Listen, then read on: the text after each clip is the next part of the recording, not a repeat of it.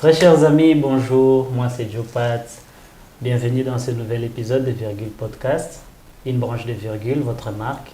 Et bien comme vous le savez très bien, Virgule Podcast est une plateforme qui permet aux entrepreneurs de pouvoir s'exprimer, mais aussi de partager leur histoire. Alors pour aujourd'hui, nous avons une invitée spéciale qui a un talent spécial et qui partage une passion un peu plus particulière.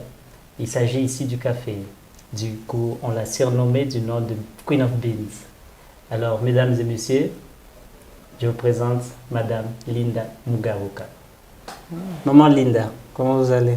Un peu bien, j'ai un peu la toux, mais ça va aller. Oh là là, mais heureusement que tu as un café chaud là. Ah ouais, carrément. Alors, du coup, comme vous le savez très bien, Maman Linda, elle est propriétaire d'un point de vente de café ici à Bukavu. Je vous laisse regarder.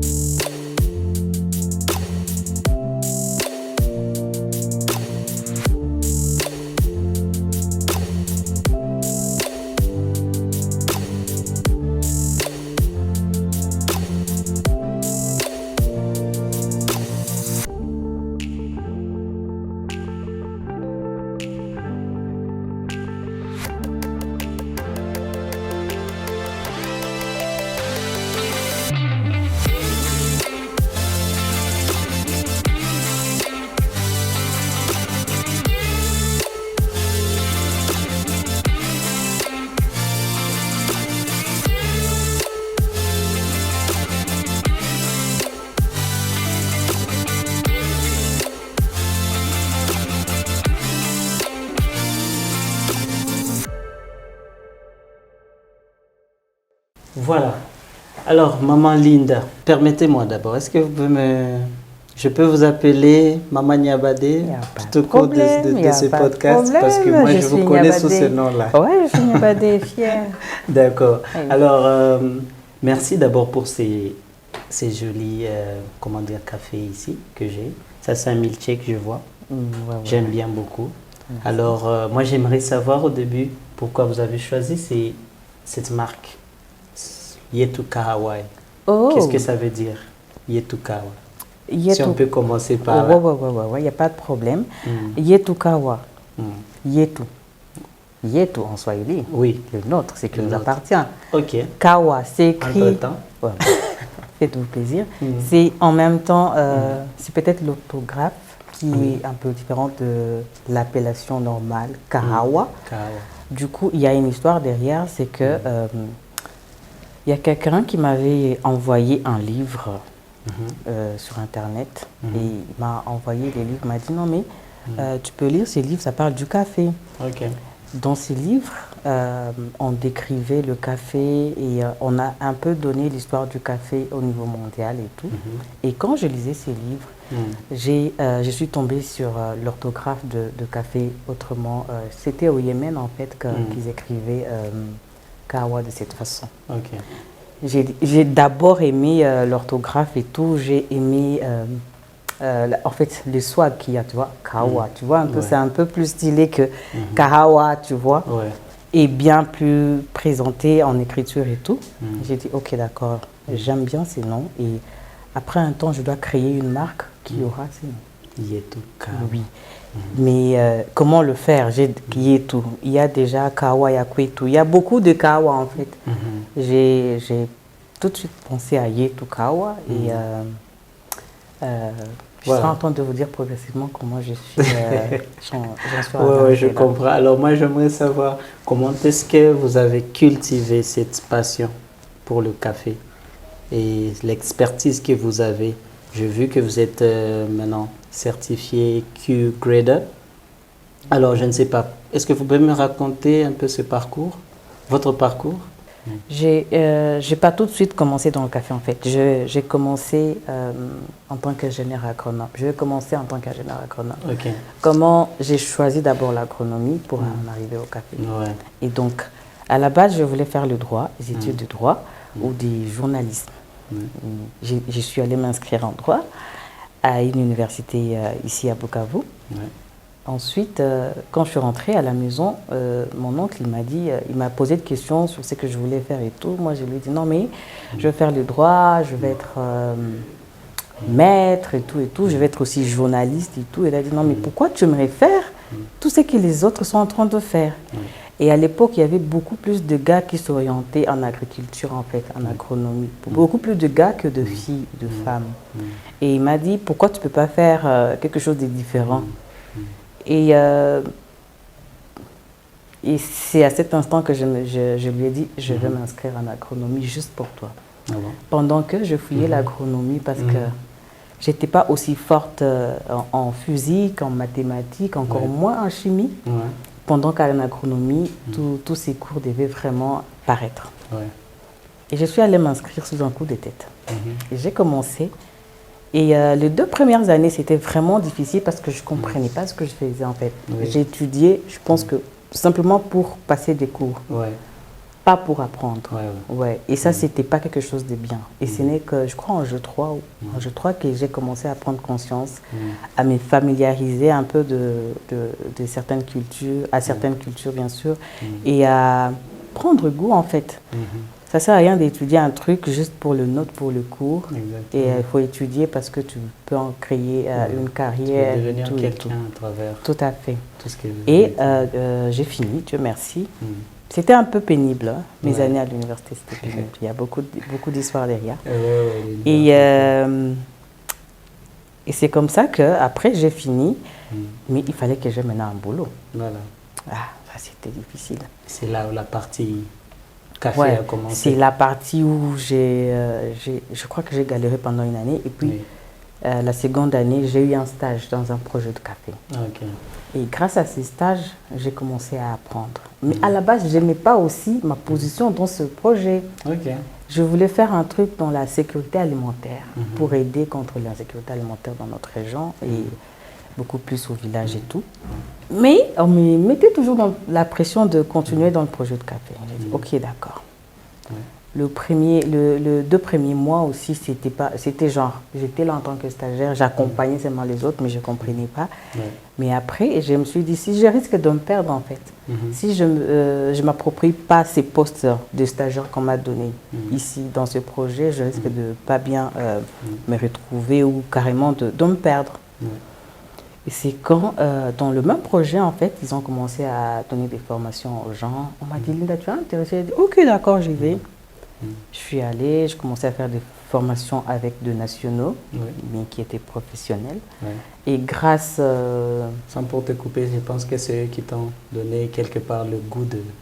Oui, la pression derrière qui me mettait m'a permis d'apprécier le café, de l'apprécier à sa juste valeur et d'être capable de scorer ce café grâce aux formations sur l'analyse et la dégustation de café de spécialité. Et c'est comme ça que le projet a pris fin malheureusement très tôt, pendant que j'étais vraiment maintenant dans le bain. Et j'ai pu continuer mes études dans le même secteur, je vais dire, dans la même filière analyse et dégustation de café. Ça a pris du temps parce que ce ne sont pas des études à faire tic au tac. Ça a pris du temps. Il y a eu Covid et beaucoup de choses derrière. Et après, je continuais en fait, même après Covid. Et Dieu merci, j'ai réussi à être reconnue professionnelle dans ce même domaine. Alors, je vois que ce n'était pas un parcours facile. Pas du tout. Et du coup, c'était aussi long.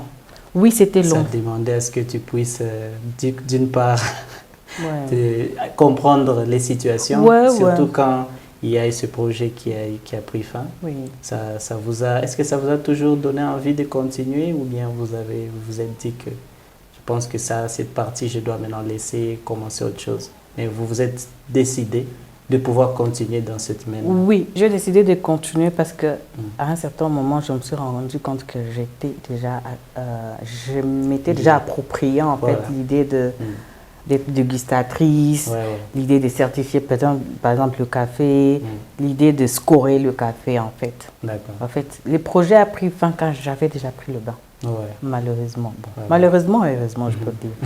Ouais, donc après... Du coup, j'aimerais savoir un peu comment ça marche. Comment est-ce que les variétés de grains de café affectent-elles le goût du café?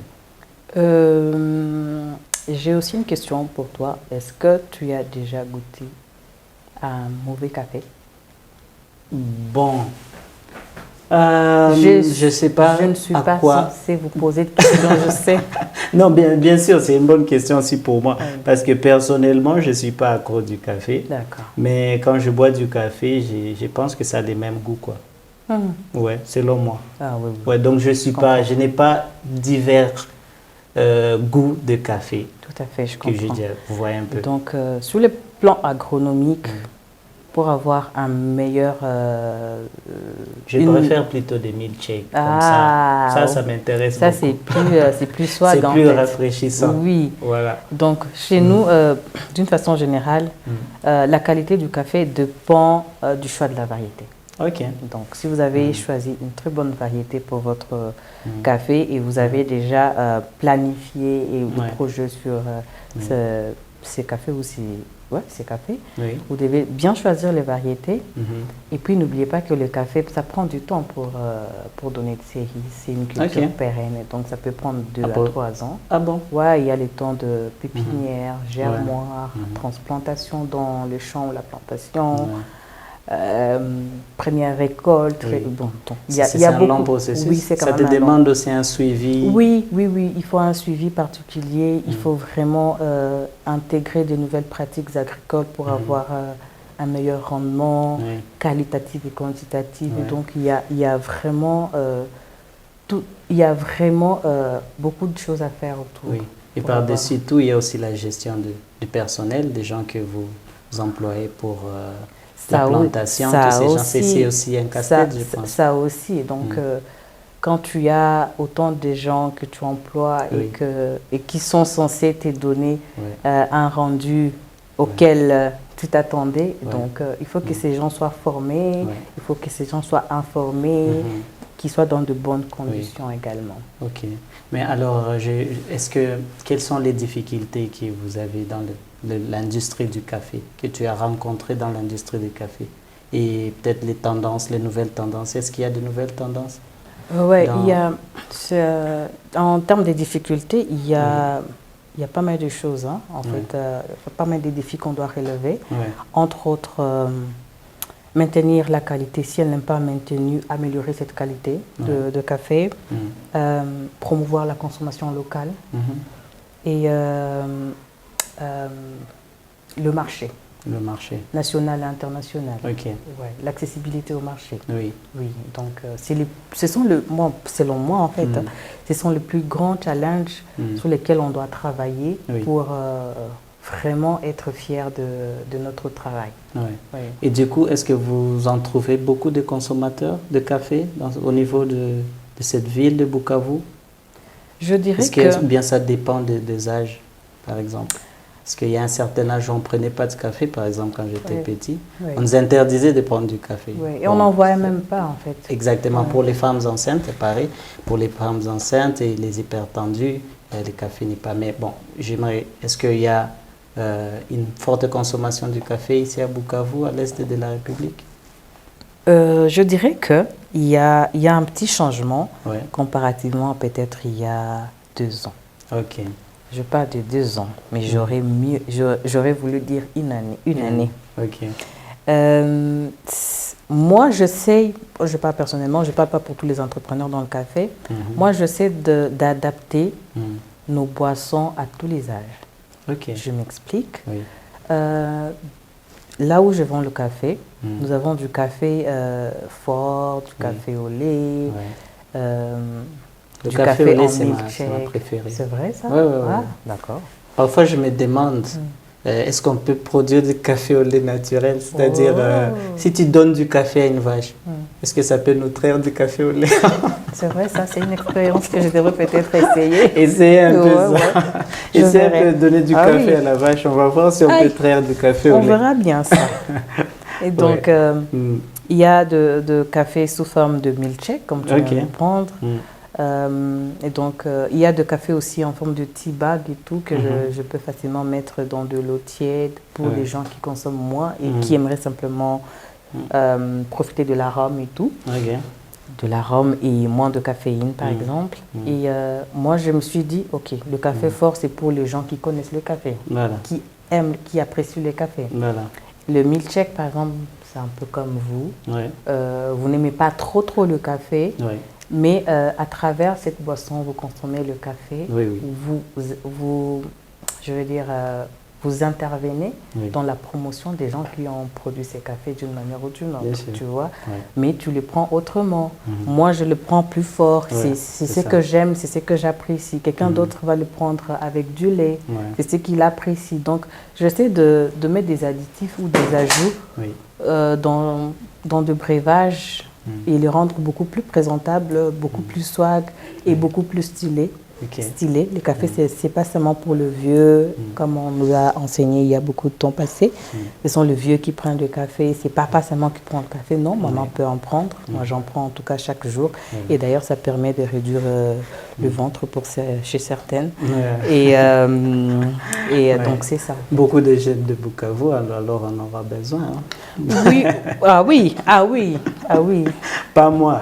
Normalement, je n'ai pas un gros ventre de toutes les femmes. Mais nous autres, surtout les femmes qui aimeraient avoir un ventre beaucoup plus, pas trop grand, mais un peu plus présentable. Ça, c'est un bon remède. Mettre du citron et consommer, donc c'est juste ça. Alors, du coup, vous avez une marque préférée du café? Genre, un café que vous préférez? Dans mes cafés à moi? Donc, pas dans vos cafés, donc dans la globalité de café. Est-ce que vous avez un type de café préféré que vous aimez?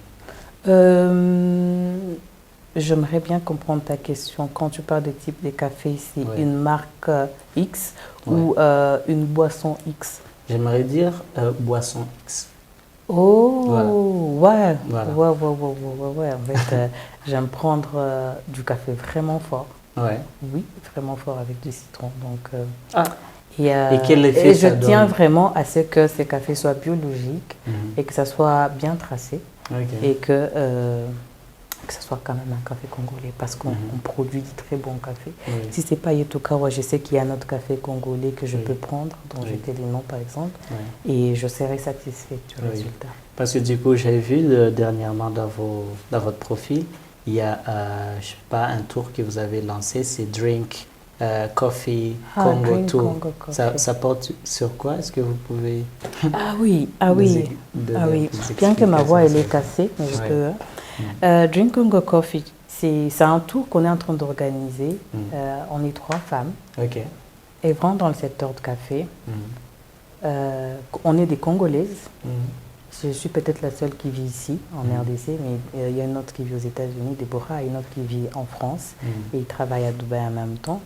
Et on s'est rendu compte que le secteur a besoin de ces genres de tours pour les rendre un peu plus en avant sur le marché aussi. Parce que c'est vrai, on a du bon produit, mais sur le marché, comment est-ce que le café congolais se comporte? Qui en parle? Qui en parle? Et est-ce que ce serait pas mal aussi de faire connaître ce même café auprès des gens qui pourraient peut-être être des acheteurs et cet argent reviendrait au pays. Bien sûr. Et malgré cela, il y a eu en 2018, c'est pas seulement en 2000, au fait ils ont arrêté en 2018-2019, on organisait des saveurs de Kivu. C'était organisé par des projets. Secteur privé, secteur public. Et ça va faire 4 ans que Silence Radio, il n'y a pas ça. On s'est dit, OK, on est jeunes, on peut le faire. Chacune a son expertise et on peut faire ces tours. Et il y a des gens qui sont intéressés et qui veulent nous accompagner dans ce même tour et qui veulent donner des formations gratuitement parce qu'ils ont compris la vision et la mission de Drink Congo Coffee. Et moi, je pense que c'est les genres de tendances qui doivent vraiment mettre en avant les secteurs de l'agriculture à travers la culture du café. Oui. Non seulement ça, mais il y a aussi ce facteur de consommation locale qui est très important parce que c'est bien de voir des entrepreneurs congolais qui motivent la jeunesse congolaise, non seulement la jeunesse congolaise, mais tout le peuple congolais à pouvoir consommer local. Ça, c'est l'un des facteurs qui peut nous aider aussi à faire grandir nos propres entreprises. Exactement, je suis d'accord avec ça parce qu'on s'est aussi rendu compte que on produit plus, on produit et puis on exporte. Voilà. On consomme moins. Curieusement, on consomme ce qui est importé. Voilà. C'est pas normal. Et ce qui nous a importé n'a pas la même qualité que ce que nous avons produit parce que nous avons une meilleure qualité. Et moi, en tant que Q, j'ai eu à travailler avec des gens qui achètent le café ici. On exporte le café peut-être un peu partout, aux États-Unis par exemple. Et si tu voyais les quantités de conteneurs qui partaient, et tu t'es dit non, mais est-ce que ces gens, ils ont conscience de ce que ces acheteurs nous offrent et ce qu'ils reçoivent, tu vois un peu. Et moi, c'est pour cela, en fait, c'est l'une de mes raisons qui m'a motivée à créer une marque que les locaux, les nationaux sont censés consommer. On ne peut pas aller acheter du café dans un supermarché de marque X pendant que moi qui sais comment est fabriqué ce café, je sais beaucoup des défauts qu'il y a et je laisse ma population consommer cela. C'est pas normal. Et comment encourager les producteurs qui sont en train de le faire si on doit tout envoyer à l'extérieur? Donc, une partie de la production devrait être est censée être consommée au niveau local. Il faut qu'il y ait cette culture de la consommation locale. Faire un peu comme en Éthiopie en fait. Et que ça soit des rituels en fait, de mère, fille et tout. Alors, consommer le café en Éthiopie? Oui. Consommer le café, c'est un must, c'est un devoir. C'est un devoir. En tout cas, c'est tout le monde qui en consomme, c'est tout le monde. Et c'est presque à tous les niveaux, presque. Ça dépend de ton corps s'il accepte facilement. Mais le café, il est disponible pour tout le monde. Donc ici, chez nous, j'essaie de ne pas trop lancer les petits-enfants de moins de 18 ans à ces genres de culture. C'est pour cela que chez nous, quand tu viens acheter du café, on ne donne pas aux élèves en fait. On peut donner du chocolat chaud, autres choses, mais pas de breuvage à base de café. Est-ce que ça a un effet chez les enfants? Oui, chez les enfants quand même, c'est pas normal parce que si tu donnais du café à un enfant et que qu'il soit vraiment soit en mood trop stimulé, ça risque d'avoir des répercussions sur son travail à l'école, sur son parcours à la maison. Ça risque de les déranger s'il n'a pas un cerveau beaucoup plus costaud pour faire face à ce genre de troubles. D'accord. Alors, maman Linda, j'avais juste une petite question. Comment vous pouvez décrire le café en tant qu'une personne? Si je vous posais cette question-là. C'est une question bizarre. Oui, quand même un peu bizarre. Voilà. J'aimerais bien donner une explication, comme on l'a dit sur Internet. Il y a beaucoup de citations autour du café. Il y a beaucoup. Coffee connects people. Je ne sais pas quoi. Exactement. Coffee make your day, something like. Il y a beaucoup de choses. Mais si je suis appelée à décrire le café, si le café était une personne, quelle serait la description?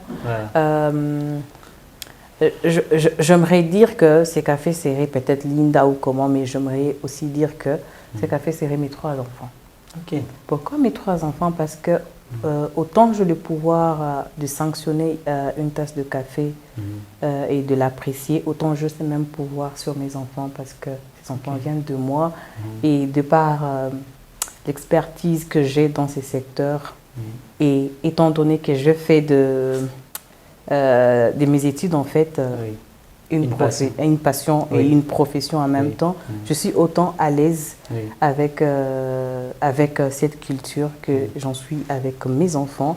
J'ai autant de pouvoir sur cette culture que j'en ai à mes enfants. Je pense que pour ne pas être trop je veux dire trop professionnel ou trop strict et simplement dire ce qui est sur Internet, si je peux m'approprier ces mots, je le dirais. Ah, ça c'est vraiment une réponse à laquelle je m'y attendais pas du tout. Alors là, pas du tout. Moi, je ne m'attendais pas à cette question. Je sens le degré que vous avez, le degré d'amour que vous avez pour le café. Ouais. Et ça, c'est vraiment important de faire ces études une passion et une profession. Oui. Parce que là, vous allez sentir que vous ne forcez pas. Oui. Vous allez voir que vraiment le temps passe vite.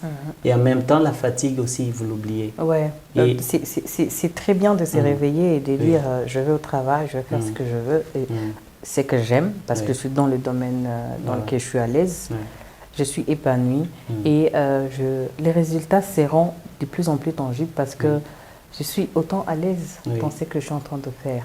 Par contre, il y a des gens, ou les situations actuelles, il y a des gens qui finissent à l'université en telle faculté et qui se retrouvent dans la vie professionnelle un peu à côté de ce qu'ils ont étudié. Du coup, les rendus de ces deux, ça ne sera pas pareil.